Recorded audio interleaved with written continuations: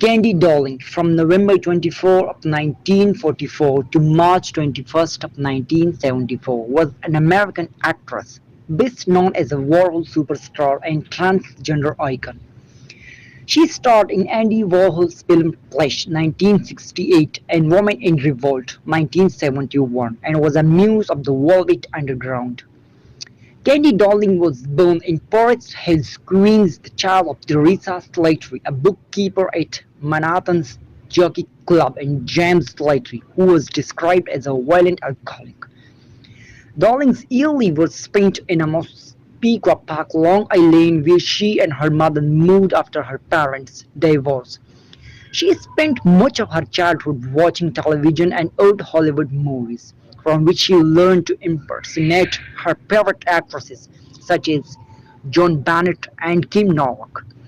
Darling took a strange interest in a million-dollar movie broadcast on television, which she would often watch several times a day. Inspired in part by Novak, Darling began to model her life around Hollywood model her life around Hollywood glamour queen's pretenses. She had one half-brother, Warren from her mother's first marriage. To Warren second lived to serve in the United States military and left Darling as a only child. La would later deny his connection to Darling in a biography about Darling. Cynthia Cole reveals that Darling was relentlessly built in high school and dropped out at the age of 16 after a group of boys tried to lynch her. In 1961, she signed up for a course at the Devon School of Cosmetology in Baldwin, Long Island.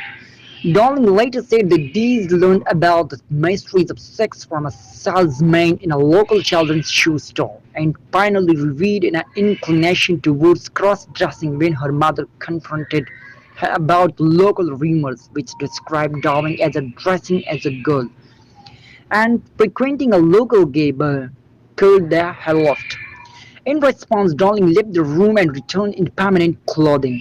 Darling's mother would later say that I knew then that I couldn't stop her. Candy was just too beautiful and talented.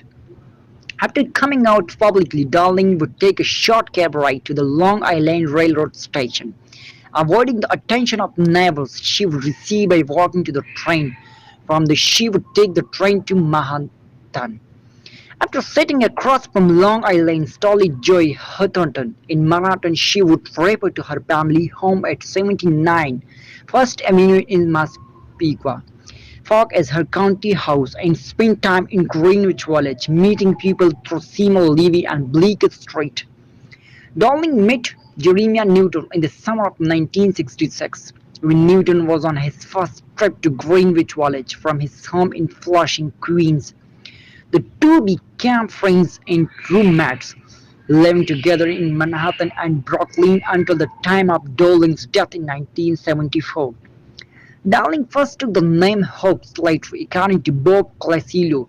Darling took his name in 1963-1964 after she started going to gay balls in Manhattan and visiting a doctor on Fifth Avenue for hormone injections. Jackie Curtis said that Darling adopted the name from a well-known off-Broadway actress named Hope Stansbury, with whom she lived for a few months in an apartment behind the Cappuccino. Holly Woodlawn remembers that Darling's name evolved from Hope Dolls to Candy Doll, then to Candy Cane. Jeremiah Newton said she took the name Candy out of a love for sweets. In her autobiography, Woodlawn recalled that Darling had adopted the name because a friend of her called her Darling, so I found that it stuck. Before they met in 1967, Darling saw Andy Warhol at the 10th of August, an after-hours club. Darling was with Jackie Curtis, who invited her to a play that she had written and directed called Glamour, Glory and Gold, starring Darling as a Nonna Nonan and a young Robert De Niro, who played 6 parts in the play. Warhol cast Darling in a short comedic scene in Flesh 1968 with Jackie Curtis and Joe D'Alessandro. After Flesh, Darling was cast in a control role in Woman in Revolt 1971.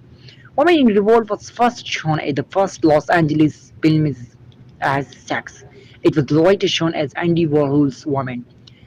The day after the celebrity preview, a group of women carrying protest signs demonstrated outside the cinema against the film, which they thought was anti-women's liberation. When Darling heard about this, she said, "Why do these darlings think they are anyway? Well, I just hope they all read Vincent Canby's review in today's Times. He said I look like a cross between Kim Novak and Faith Nixon. It's true, I do have Faith Nixon's nose." Darling worked for a short time as a barmaid at Slugger Ann's, the bar owned by Jackie Curtis's grandmother.